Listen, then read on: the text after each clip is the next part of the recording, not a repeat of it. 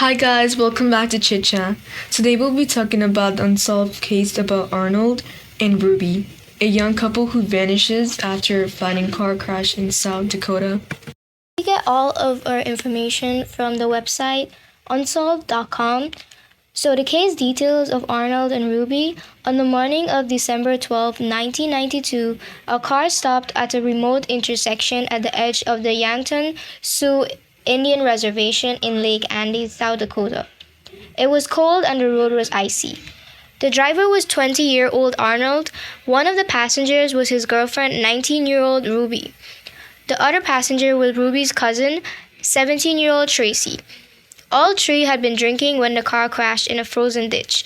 Tracy recalled what happened. She said we came up to that stop sign. That's all I remember. It's just him looking and saying that there are no cars and him spinning out from the stop sign. And it was just like the snap of a finger, and the next thing you know, we ended up in a ditch. I was upside down in the ditch and Ruby and I was in the car. Arnold wasn't in the car. I don't know where he was. Ruby was crying. She was saying, oh my God. She just kept hitting the car.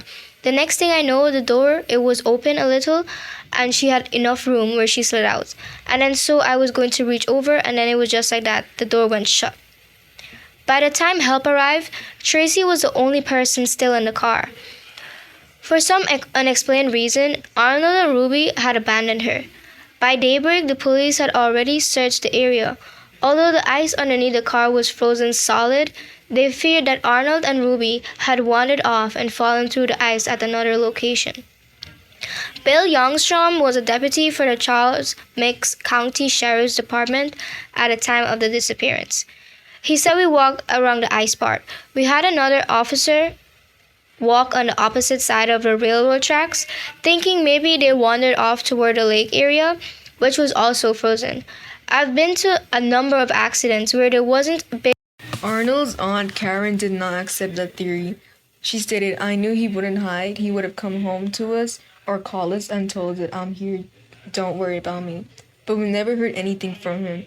Over the next 3 months, Deputy Youngstorm investigated every possible lead.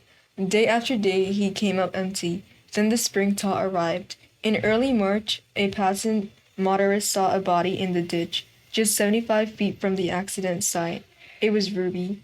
Deputy Youngstrom witnessed a gruesome scene. So the motorist, he saw the body and they thought it was him.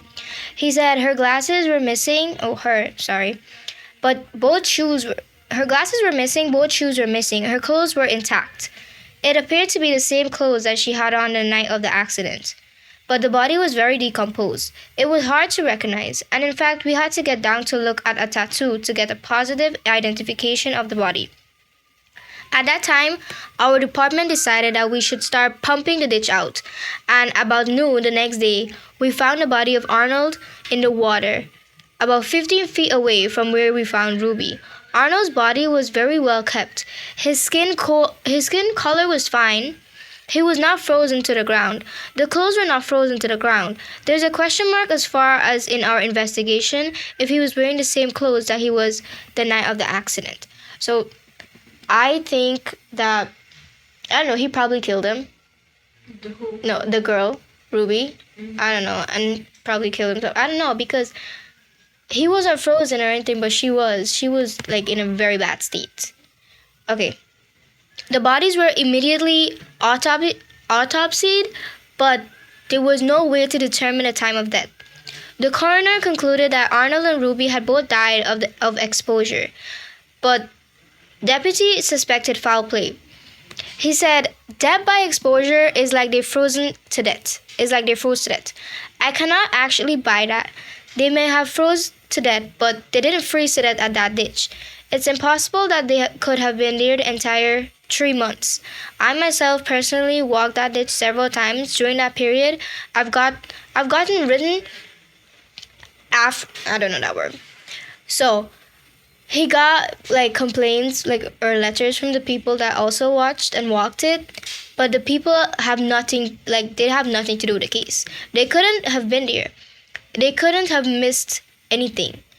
The deputy was further baffled by the discovery of two items that seemed to support the theory that Arnold and Ruby had not died in the ditch.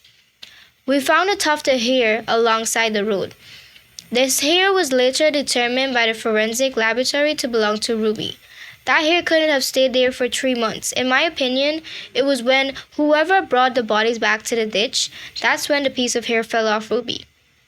At the time we pulled Arnold's body from the ditch, I found a set of keys in his pocket. The keys were a car or a vehicle key, and what appeared to be 2 house keys. I still have these keys in my possession, and to this day I have not found a vehicle nor the house that these keys fit. Soon there was another startling revelation.